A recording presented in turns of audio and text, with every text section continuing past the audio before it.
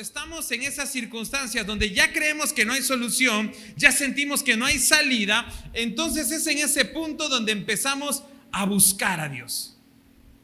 Empezamos a buscar su nombre. Empezamos a buscar que Él pueda ayudarnos. La verdad que hace muchos años, pues 38 años, un día 27 de diciembre, mi mamá decidió ir al cumpleaños de mi tío, el hermano de mi papá.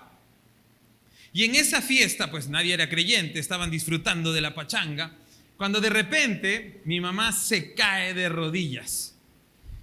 Y en esa panza estaba su servidor. Estaba embarazada de mí, tenía 6 meses, 5 semanas y un poco más, casi 6 meses de embarazo.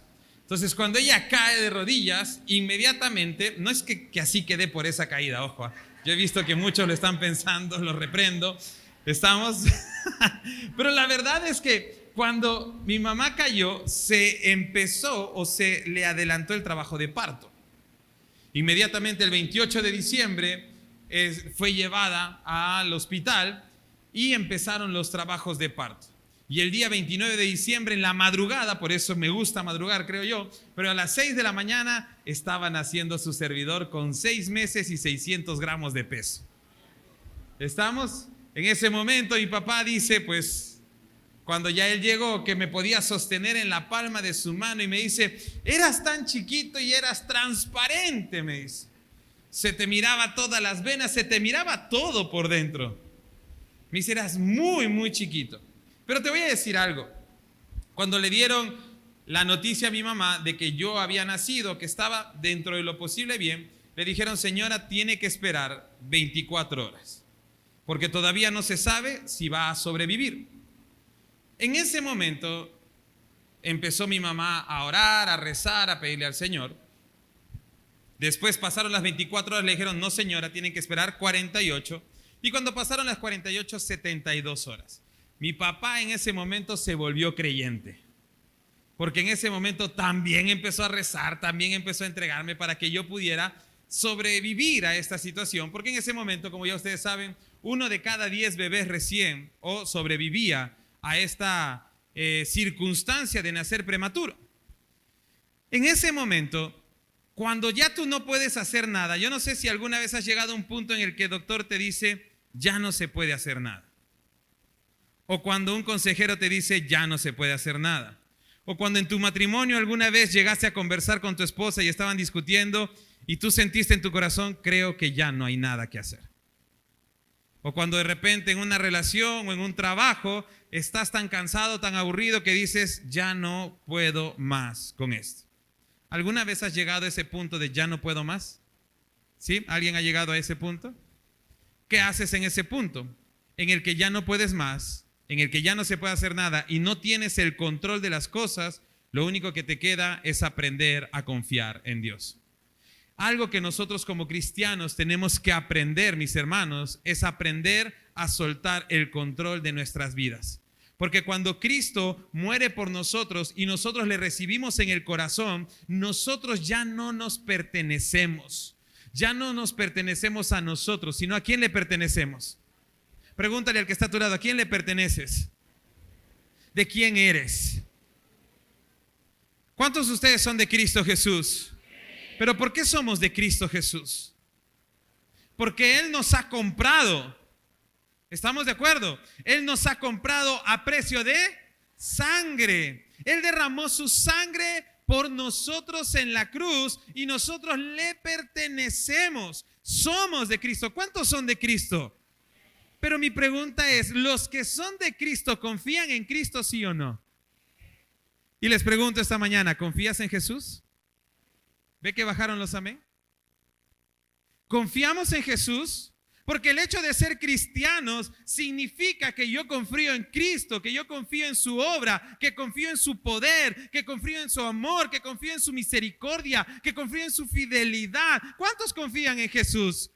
Pero mi pregunta es, ¿le hemos entregado el control de nuestras vidas? Porque si no le has entregado el control de tus vidas, ¿qué cristianismo estás viviendo? Porque Cristo te compró a precio de sangre y Cristo es nuestro dueño. Y cuando yo entiendo que Cristo es mi dueño, le entrego el control de todo, porque Él es mi dueño. Él no es solo mi Salvador, Él es mi Rey y Él es mi Dios. Amén.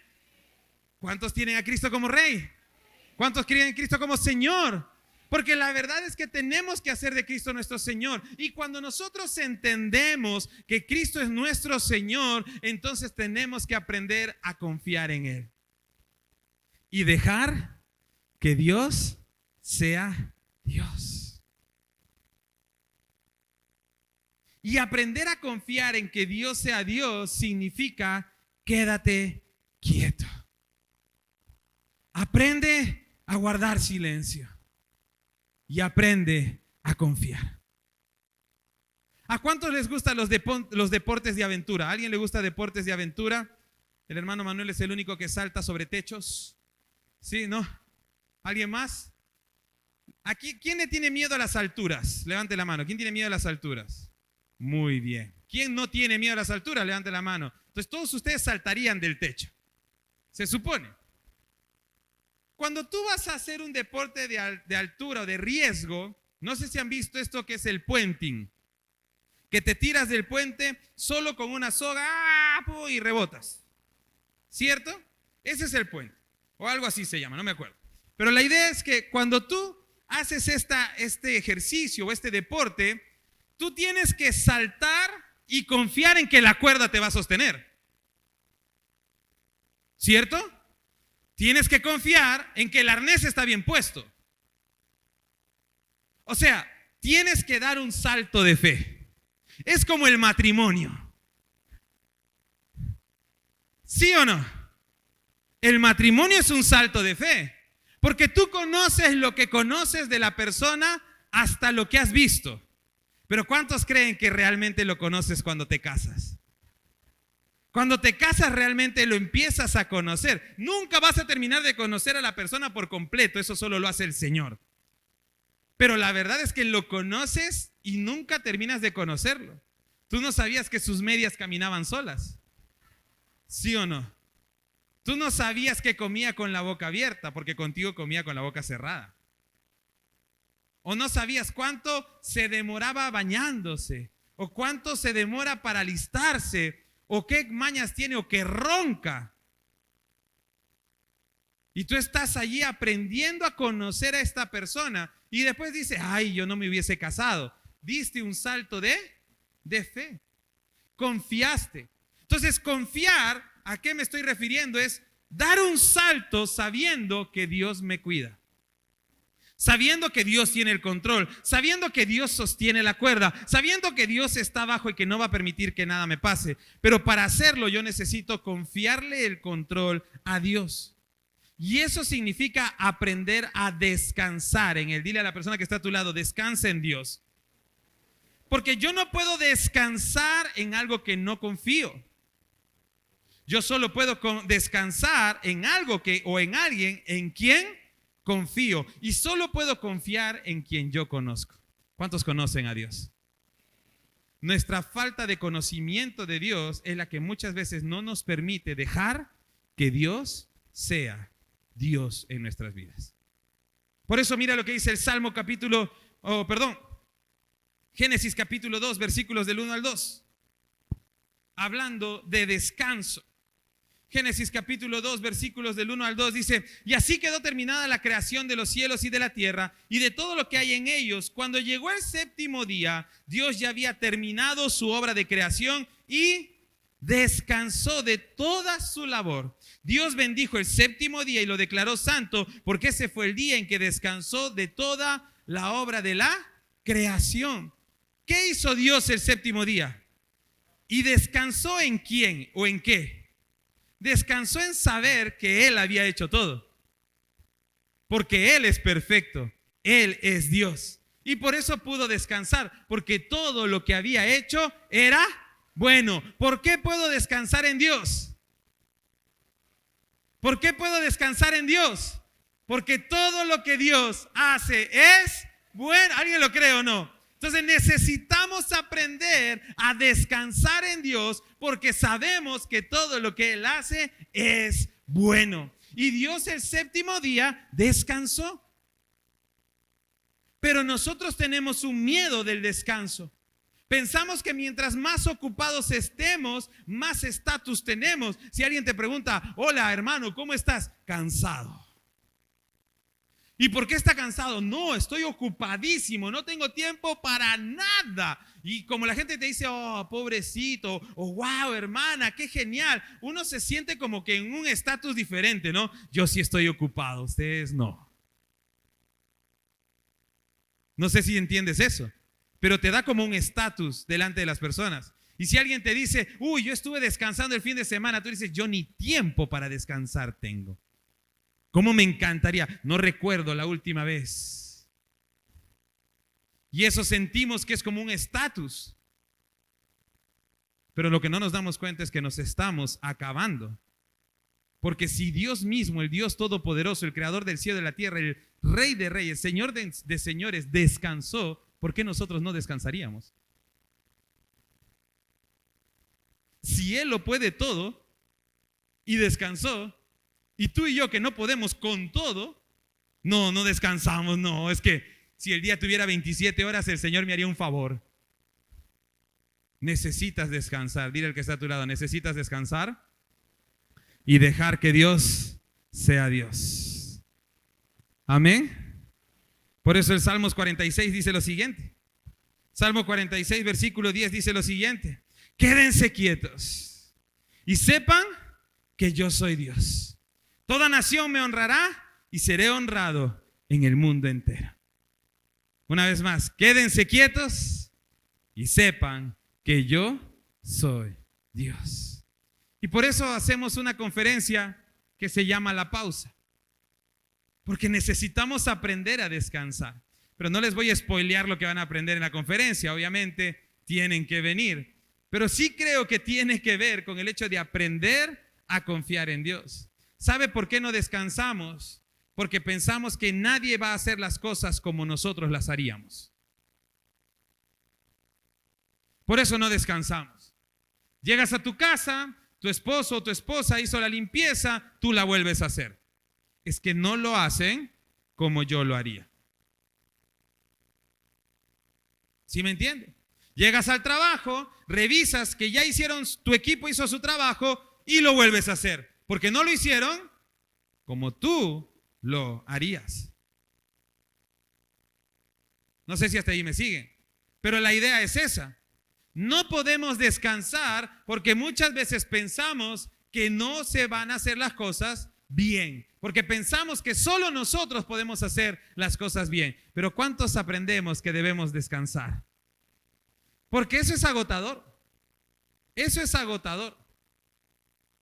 Hay días como hoy en los que no me toca cantar y de repente no tengo que estar a las 9 de la mañana con los voluntarios. Y yo estoy arriba alistando lo que tenemos que hacer, pero mi cabeza está, deberías estar abajo. Deberías estar viendo. ¿Cómo van a estar los servidores como ovejas sin pastor? Y empieza a sonarme eso en la cabeza. O como cuando alguien me dice, pastor, debería tomar vacaciones. Y rápidamente, ¿sabes lo primero que viene a mi cabeza? Lo primero que viene a mi cabeza es descanso, ¿para qué? Vamos a descansar cuando estemos en el cielo. Porque así nos enseñaron. Nos enseñaron que así debía ser. Pero ¿qué nos dice el Señor? Quédense quietos y sepan que yo soy Dios. Pero quedarse quietos no es una opción. En un mundo tan movilizado como el nuestro, de tanto movimiento, de moverse rápido, quedarse quieto es que la gente te gane, es que la gente se abuse de ti, es que la gente te diga eres un quedado, ¿cómo vas a hacer esto? No sé si me entiende, mientras tú estás perdiendo el tiempo, 5 personas están haciendo esto, mientras tú estás durmiendo, otros están sacando un título y empezamos a presionar así, porque quedarse quietos no es una opción. Pero déjame decirte algo, ¿cuántas veces tu preocupación, tu desesperación ha resuelto un problema? ¿Cuántas veces tu ansiedad ha resuelto un problema? ¿Cuántas veces tu tristeza o quedarte llorando y sufriendo y lamentándote o peleándote con el mundo te ha resuelto la vida? Por eso el versículo dice, quédense quietos y sepan que yo soy Dios. Lo que Dios está diciendo es, quédate quieto y déjame actuar. Quédate quieto y confía en mí. Quédate quieto y ábreme las puertas para que yo pueda mostrarte quién soy yo. Pero si nosotros no nos quedamos quietos y no le abrimos las puertas, entonces nunca vamos a conocer el verdadero poder de Dios. Porque siempre vamos a limitar a Dios a lo que nosotros queremos, cuando nosotros queremos y en la medida en que nosotros queremos. Porque cuando yo tengo un problema, yo lo resuelvo y resolví hasta aquí y le digo, bueno, Dios, a partir de aquí yo no puedo, tú eres Dios. No, Dios debe ser Dios desde el comienzo del problema hasta el final. No solo cuando tú y yo no podamos, no solo cuando tú y yo no nos den las fuerzas, no cuando ya creamos que Dios es el último eslabón en la cadena de pedir auxilio. Dios tiene que ser el primero. Por eso Él dice, quédense quietos. Tienes un problema, ora. Hay una dificultad en la casa, no discutas con tu esposo, no discutas con tu esposa, no discutas con tus hijos. ¿Qué tal si haces un alto y te vas a orar? ¿Qué tal si en tu trabajo estás peleando con tu jefe y en vez de ponerte a pelear con él, dices, jefe, podemos continuar esta conversación después?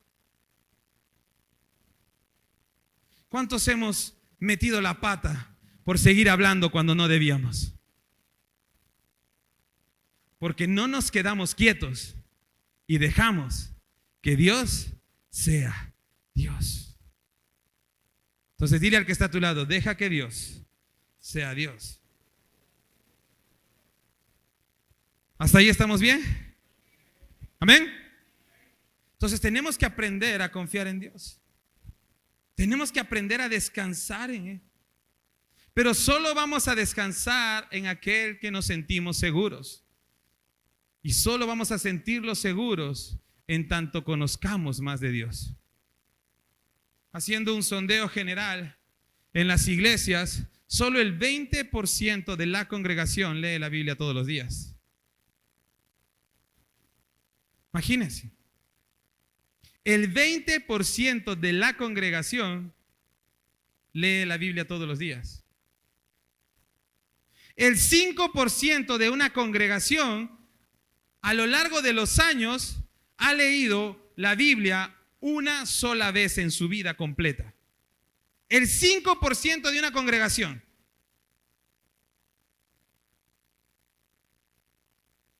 Pero te digo algo, el 70%, ¿cuánto?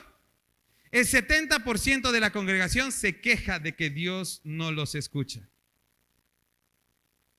El 70% de la congregación se queja de que Dios no los bendice. El 70% de una congregación se molesta con Dios porque no se sienten respondidas sus oraciones. ¿Y sabes por qué Dios no responde tus oraciones? Porque no sabes cómo pedirlas. Porque no conocemos al Dios que estamos orando. Porque la única manera de conocer a Dios es a través de su palabra. Y si solo el 20% de la congregación está leyendo la Biblia, el 80% no lo hace. Entonces el 80% de la congregación no conoce a su Dios. Y por eso el 80% de una congregación no deja que Dios sea Dios. ¿Alguien dice amén? Por eso necesitamos confiar en Dios. Y para confiar en Él necesitamos conocerlo. Pero hay 3 áreas en las que necesitamos dejar que Dios sea Dios. Yo hoy día quiero hablar con ustedes de eso. 3 áreas en las que necesitamos dejar que Dios sea Dios. Y la primera área que necesitamos descansar en Dios y confiar en Él es en la planificación. ¿Amén? En la planificación. ¿Cuántos planifican su año? A ver, levante la mano. ¿Quién planifica el año? Muy pocos. La mayoría vive el día a día. Es que, pastor, hay que vivir un día a la vez. ¿Sabe lo importante que es planificar? Nosotros en octubre, más o menos, finales de septiembre, octubre, inicios, mi esposa me dice, bueno, ¿qué vamos a hacer al otro año con la iglesia? Y yo estoy como que, todavía no ha acabado el año, no me presiones. Vamos, tranquila. Y me dice, no, ya tenemos que programar. Así era desde el comienzo cuando asumimos la iglesia. Entonces, yo he aprendido que cuando llega octubre me tengo que sentar con mi esposa a buscar, a pensar y descubrir qué quiere Dios para nuestra iglesia. Y empezar a planificar. La conferencia de mujeres de este 8 de marzo no nació el 7, ni nació el 25, el 2025. Esta conferencia ya nació desde que terminó la conferencia el año pasado. Ya estábamos planificando.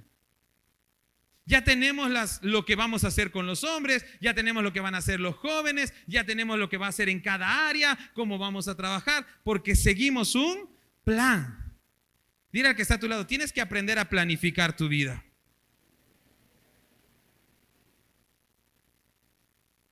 No podemos vivir ya veremos cómo nos va. Ya veremos qué pasa. Porque si no tienes un plan, no sabes hacia dónde vas. ¿Cuáles son tus objetivos a mediano, corto, largo plazo? ¿Cuál es tu objetivo como familia? Les pregunto a los matrimonios, a los que están casados, a los que son padres, ¿cuál es la visión de tu familia? ¿Cuál es el propósito de tu familia? ¿Alguna vez has escrito la visión de tu familia? ¿Qué es lo que tú crees que Dios va a hacer con tu familia? ¿Para qué Dios te dio una familia? ¿Lo has escrito? Alguna vez nos hicieron hacer eso a mi esposa y a mí. ¿Cuál es la visión de su matrimonio? Nosotros tenemos que casarnos, pues, ser felices, ¿no? Pero tuvimos que hacernos esas preguntas y dije, wow, tiene razón, si no, ¿hacia dónde vamos? Entonces necesitamos aprender a planificar.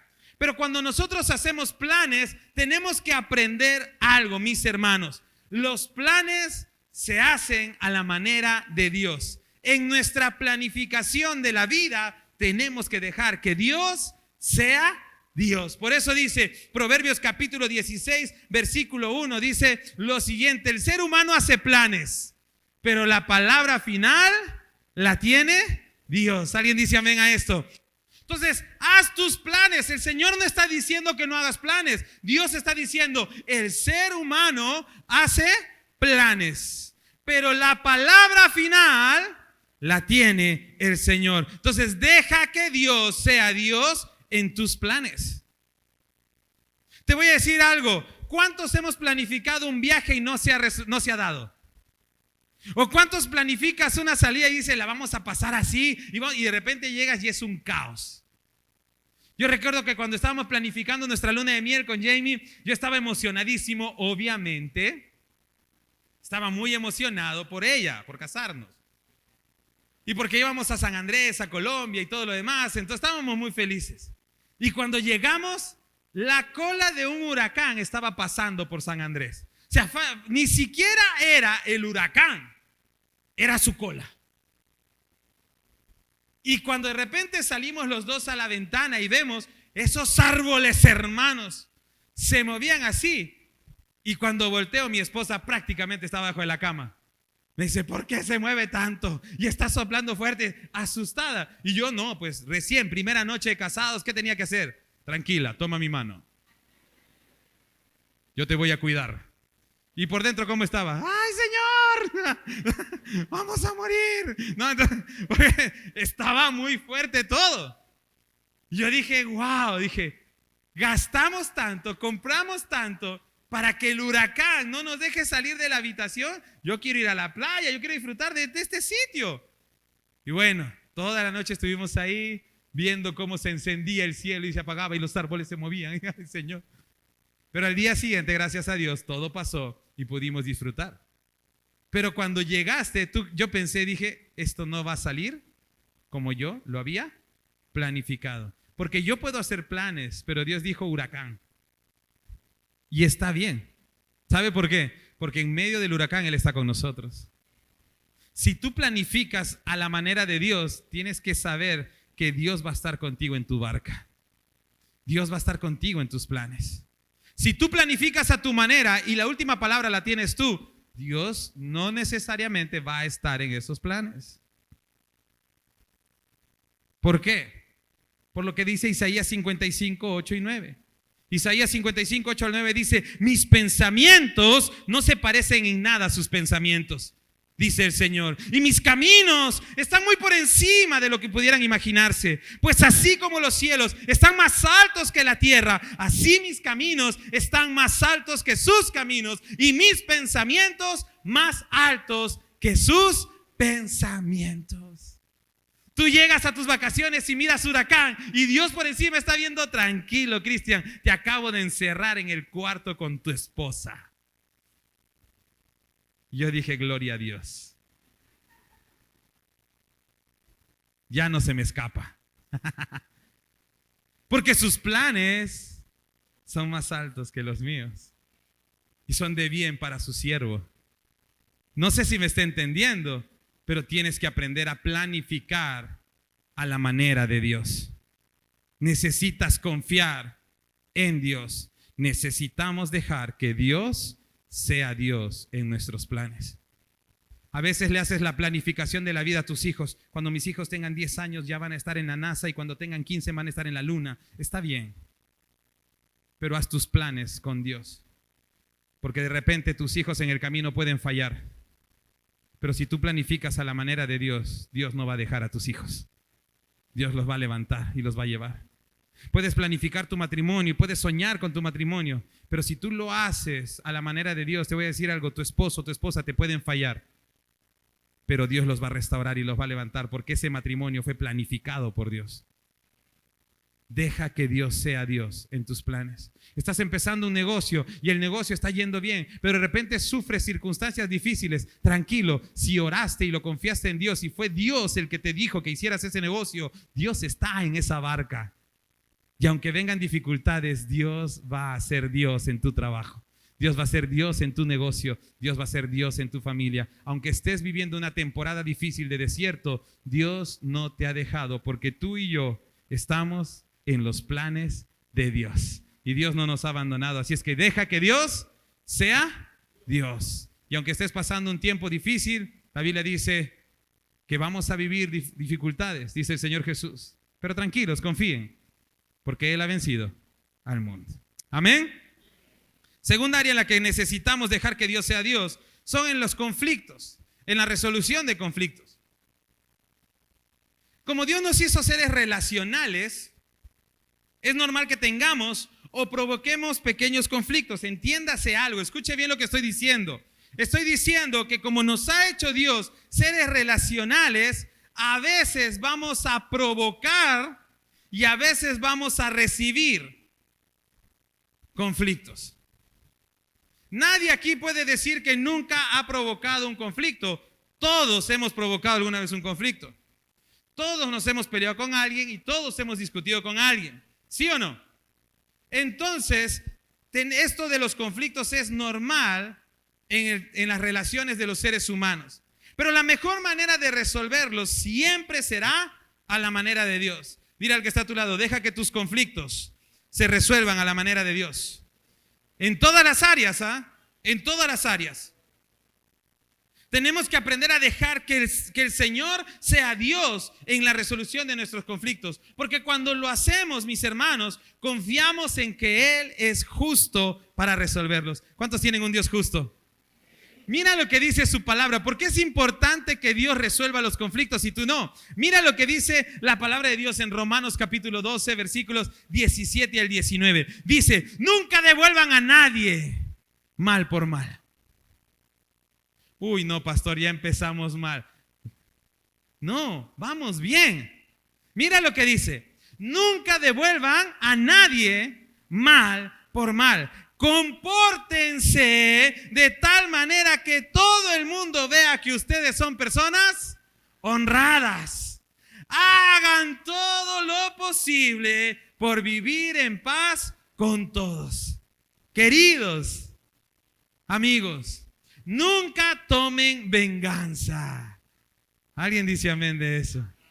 Nunca tomes venganza. Deja que se encargue la justa ira de Dios. Pues dicen las Escrituras, yo tomaré venganza, yo les pagaré lo que se merecen, dice el Señor. ¿Alguien dice amén a esto? ¿Sabes qué? Cuando nosotros dejamos que Dios sea Dios en nuestros conflictos, pensamos que Dios va a ser muy bueno.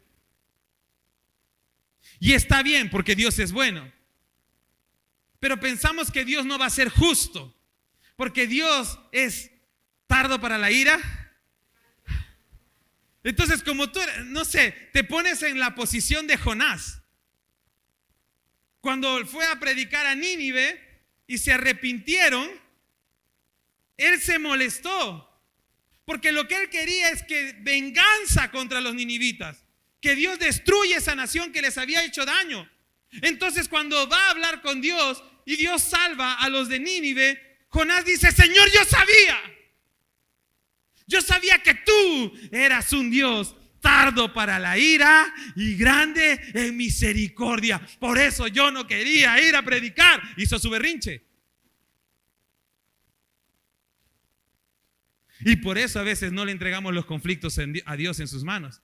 Porque si la que habló mal de mí en el trabajo tiene que experimentar el dolor que yo sentí, o yo voy a hacerlo sentir lo que a mí me hicieron pasar, y quieres hacer esto y no se lo entregas en las manos de Dios, ¿por qué? Porque Dios probablemente sea bueno. Pero ¿qué dice el Señor? No tomen venganza, pórtense honradamente, traten con bien a los demás, no vuelvan mal por mal. ¿Cuántos creen que para hacer eso tienes que confiar mucho en Dios? Y algunos están diciendo ahorita, yo no tengo tanta fe, así es que no hago caso. Hay que tener fe para confiar en Dios y dejar que Él sea Dios en nuestros conflictos. Te voy a decir por qué. Si nosotros tomamos venganza o nosotros resolvemos nuestros conflictos, nosotros no somos justos en la medida de Dios. ¿Ok? ¿Somos justificados? Sí. Pero la justicia se está formando en nosotros. Entonces todavía no estamos a la medida que deberíamos estar cuando estemos con Cristo Jesús. Por eso yo necesito confiar en que Dios tome justicia. Porque si hay alguien que va a actuar correctamente es Dios. ¿Qué tal si yo tomo justicia, voy a vengarme de mi hermano, de mi hermana? Pero como soy medio buena gente, al vengarme yo siento que la persona no entendió. ¿Qué voy a querer hacer? Vengarme de nuevo. ¿Por qué? Porque yo voy a sentir que la ofensa no está parchada. Pues, ¿sabes qué? Fui muy bueno. No. O como cuando alguien no te paga, tú vas y le dices, ¿sabes qué? Te perdono la deuda. Y de repente la persona te dice, bueno, tampoco te la iba a pagar. ¿Y tú qué haces? Yo que he sido bueno, a la manera de Dios, no le he devuelto mal por mal, ahora sí, no, denuncio. ¿Qué estoy haciendo? Como me quise vengar y quise ser bueno, actué y no resultó como yo quería, entonces ahora sí vas a sentir la justa ira del pastor. ¡Ah! Y ahora voy a actuar desmedidamente. Y probablemente le voy a hacer más daño del que debería. Entonces ya no estoy actuando con justicia. Nosotros como humanos no vamos a vengarnos en la medida correcta. Por eso Dios dice, la venganza es mía. No tomes venganza tú por tu propia cuenta, porque o puedes exagerar o puedes ser muy blando. Deja que yo me encargue. Ay, pastor, entonces eso significa que el Señor se va a vengar, ¿cierto? Lo va a hacer pagar. Sí. Pero lo va a hacer pagar con misericordia y gracia. Que es lo que tú y yo probablemente no hubiésemos podido mostrar. Pero que es lo que la persona necesita. Pero eso no satisface nuestra justicia, pero la justicia de Dios sí. Y la justicia que necesita ser satisfecha es la de Dios, no la nuestra. Amén. Creo que no entendió esa parte. ¿Sí entendió? ¿Sí? ¿Seguro? Por eso no dijo amén, ¿cierto? Porque es doloroso. Es difícil. Claro, si alguien me hace daño, ay, papito, vea las manos del Señor. Uno quiere ahorcarlo. Pero ¿qué dice Dios? Nunca mal por mal. Y si te pegan en una mejilla, da la otra. No es que le pegues en la otra, no, da la otra. Y eso es confiar en Dios. Deja que Dios sea Dios para resolver los conflictos en tu matrimonio. Deja que Dios sea Dios para resolver los conflictos con tus hijos, en tu trabajo, en tu negocio. Deja que Dios se encargue de las relaciones de tu vida. Entrégaselas en tus manos. Confía en Él y deja que Dios sea Dios. Pero hay que confiar en Él. Esa es la parte difícil, pues. Tercera área, y con eso termino, en la que debemos dejar que Dios sea Dios, y esta es la parte delicada, ¿sí? Deja que Dios sea Dios en las finanzas.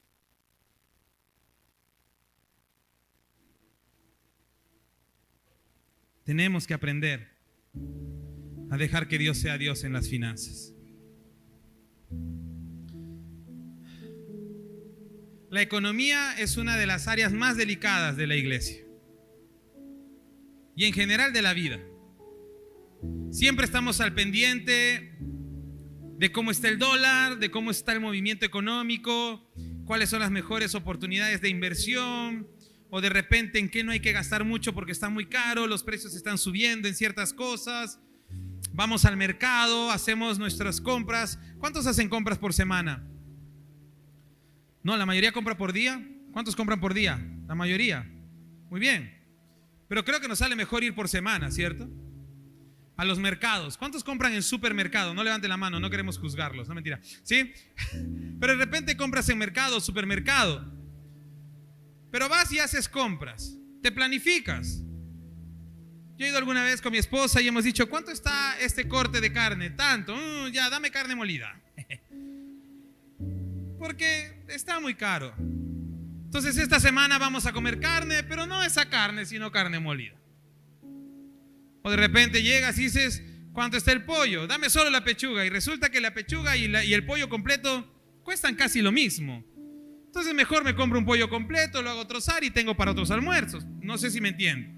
Pero ahí vas haciendo tu plan económico. ¿Cuántos tienen un presupuesto? Enseñamos de eso al inicio del año. Si no lo estás poniendo en práctica, no le preguntes a Dios por qué no te alcanza. Es porque no tienes un presupuesto. Entonces, creo que es importante hacer un presupuesto para saber en qué estamos gastando y qué no. Pero aún así a veces sentimos que no nos alcanza. ¿Y sabe por qué? Porque Dios quiere que seamos buenos administradores. La Biblia nos enseña que nosotros no debemos ni probar o no debemos tentar a Dios. Pero Dios en muchas ocasiones deja que lo prueben. Porque la gente pide señales. Y cuando la gente pedía señales, Jesús respondía. Pero literalmente, solo hay una vez en la que Dios dice, pónganme a prueba. Y la única vez en la que Dios dice, pónganme a prueba, es en referencia al dinero. Malaquías capítulo 3, versículo 10 dice lo siguiente: traigan íntegro el diezmo a la tesorería del templo, así habrá alimento en mi casa. ¿Y qué dice ahora? Pruébenme en esto, dice el Señor de los ejércitos, y vean si no abro las compuertas del cielo y derramo sobre ustedes bendición hasta que sobreabunde. Lo que Dios está diciendo es la primera vez en el texto bíblico que estás leyendo del Antiguo Testamento que Dios dice, pruébenme. Es la primera vez que Dios está saliendo al frente y le está diciendo al pueblo, pónganme a prueba y yo les voy a demostrar que soy Dios, con referencia al dinero.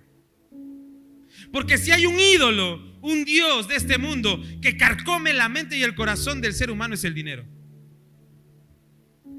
Y tenemos que aprender a soltar ese Dios y abrazar al Dios de vida, al Dios de verdad. Porque si hay un Dios que controla el dinero, es nuestro Dios. Porque Él es dueño del oro y de la plata. Alguien dice amén. Y Dios dice en su palabra que es un Dios proveedor. Y eso significa que Dios no va a dejar que nada te falte. Dios te va a dar lo que necesitas. Diga conmigo, Dios me va a dar lo que necesito. No lo que quiero, lo que necesito. Porque, Señor, quiero un pollo a la brasa para mí solito, hoy día tengo ganas. No, hoy día no hay, eres un Dios malo. Es que no lo necesitas, es lo que quieres. ¿Sí me entiende? Señor, necesito ir de shopping y hacer compras. Estoy aburrido, estoy aburrida, estoy deprimido. No es lo que necesitas, es lo que quieres hacer. Señor, estoy harto de ver mi casa así, la quiero pintar, no tengo plata, provéeme. Pero tienes casa. Quizás no es momento de pintar ahora. Espérate. Porque de repente hay otra necesidad que hacer. ¿Qué me está diciendo Dios? Sé un buen administrador y ponme a prueba para ver si no bendigo tu buena administración. Porque el buen administrador separa sus diezmos, sus ofrendas y hace su presupuesto. Pero el mal administrador gasta todo lo que tiene y al final dice, ay, no me alcanzó. ¿Cuánto te puedes endeudar? Como familia, como matrimonio. ¿Cuánto es tu nivel de endeudamiento que puedes tener? ¿Cuáles son tus extras? ¿Cuánto es el monto de extra que puedes tener mes a mes para tus gastos varios? ¿Cuánto es tu monto de ahorro mensual para que tú puedas saber cuánto vas juntando? Si no tienes respuesta a eso, hermano, eres un mal administrador del dinero. Y por eso Dios no abre la ventana de los cielos y derrama abundante bendición sobre tu vida. ¿Quieres que Dios te bendiga? Confía en Él. Deja que Dios sea Dios en tu dinero. Sea un buen administrador. Apenas recibe el sueldo, empieza a organizarlo. Hazte sobres, hazte un presupuesto, paga tus deudas. Empieza por las pequeñas, no por las grandes, y empieza a salir de las deudas. Revisa tu casa. ¿Qué tienes en tu casa que ya no usas, que no te sirve? Véndelo. Y haz dinero de lo que vas vendiendo y paga tus deudas pequeñas. Cubre los gastos pequeños que necesites y ve sacando adelante. No saques una deuda para pagar otra. No agarras una tarjeta para pagar esto y te endeudas con otra. Te vas a morir económicamente. Y después está, Señor, ¿por qué no me sacas de deudas? ¿Por qué no me ayudas? ¿Por qué no haces? ¿Por qué eres un mal administrador? ¿Por qué te voy a dar 5,000 soles si no puedes con 1,000? Es que con 5,000 saldría de mis deudas. Mentira, con 5,000 te endeudarías 10 veces más. ¿O no? Claro. Porque cuando el sueldo crece, ¿sabes qué crecen? Los gastos. Está comprobado. No crece el ahorro, crecen los gastos. Yo les compartí esto en el colegio y les decía, ese día justo llegó el correo, hemos depositado la quincena o el mes, el sueldo del mes. Y cuando llega ese correo yo les digo, se ilumina el teléfono. Y es como que, llegó el pago del mes. ¿Y qué hacemos? Amiga, amigo, hoy día comemos pollo. Y lo primero que hacemos es darnos un gusto. Es que es mi primer día del sueldo, hoy día voy a reventar la tarjeta. Me voy al buffet, 40 soles. Amiga, yo te invito, es más, yo pago. ¿De cuánto es? ¡Vamos! Y al final del mes, ¿cómo estamos? Ay, no llego, no me alcanza. Porque somos malos administradores. ¿Quieres que Dios te bendiga en lo económico, en tus finanzas? Deja que Dios sea Dios y confía en Él. Te va a alcanzar para todo, pero Dios va a bendecir tu buena administración. Dios va a respaldar tu buena administración. ¿Alguien dice amén a esto? ¿Estamos bien hasta ahí? Por eso dice, trae los diezmos. No tengas miedo de eso.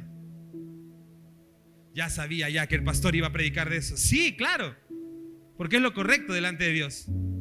Trae tus diezmos. Y si no lo quieres hacer, está bien, no hay ningún problema. Esa es tu decisión. Pero no te preguntes por qué Dios no te bendice. Porque la persona que no es capaz de diezmar, yo sé que no es un buen administrador, porque no tiene un presupuesto, no le alcanza, porque no sabe administrar. Y el día que tú decidas ser un buen administrador, Dios te va a bendecir. Pero mientras no decidas hacerlo, no va a haber abundancia en tu casa. Lo siento. Yo no estoy hablando de provisión, porque no hay justo que mendigue pan, no hay justo desamparado, ni su generación que mendigue pan. Dios va a bendecir. Pero Él está hablando aquí, dice, y abriré las ventanas del cielo y derramaré sobre ustedes bendición. ¿Hasta qué? ¿Hasta qué? No dice hasta que abunde, no dice hasta que te alcance. ¿Qué dice? Hasta la sobrebendición, la sobreabundancia va a ser el resultado de una buena administración. Y ¿sabes qué? Vas a ganar lo mismo y vas a sentir que te abunda. Y tú vas a decir, ¿pero por qué si estoy ganando lo mismo? Porque Dios está bendiciendo tu administración. Y te está dando a entender y te está mostrando que lo que tienes es lo que debes tener. Y después, ¿sabes qué va a hacer Dios? Te va a promover, porque su palabra dice que si eres fiel en lo poco, si eres fiel sobre poco, sobre mucho te pondré. Pero si no eres fiel sobre poco, ¿por qué Dios te pondría sobre mucho? ¿Alguien me va siguiendo hasta ahí? Deja que Dios sea Dios en tus finanzas. Deja que Dios sea Dios en tus conflictos. Deja que Dios sea Dios en tus planes. Deja que Dios sea Dios en tu vida. Necesitamos aprender esto. Hermanos, Dios quiere bendecirnos. Dios quiere que tú vivas sus buenos planes. Pero para eso dice, estad quietos y sepan que yo soy Dios. Deja de correr en círculos. Deja de darte coces contra el aguijón. Deja de hacer lo mismo una y otra vez que sabes que está mal. Deja de confiar en ti mismo, en ti misma. Deja de confiar en la gente. Deja de confiar en las personas o en las cosas. Y de una vez y para siempre, y por favor, ya, pon tu confianza en Dios. Pongamos nuestra confianza en Dios. Descansemos en Él. Quedémonos quietos y confiemos en que Él es Dios. Y no solo que Dios es Dios, sino que Dios es un Dios bueno. Es un Dios amoroso, es un Dios fiel, es un Dios misericordioso, es tardo para la ira, grande en misericordia. Es un Dios que nunca cambia, es el mismo ayer, es el mismo hoy, seguirá siendo el mismo siempre. Y ese Dios de paz y ese Dios de amor quiere bendecirte y quiere que tú y yo confiemos en Él y dejemos que Él sea Dios. Muchas gracias por haber escuchado este mensaje. Estoy seguro de que Dios ha hablado a tu vida y si quieres conocer más de Él y de nuestra iglesia, puedes buscarnos en nuestras redes sociales como ICFE. Estaremos felices de estar en contacto contigo. Que Dios te bendiga.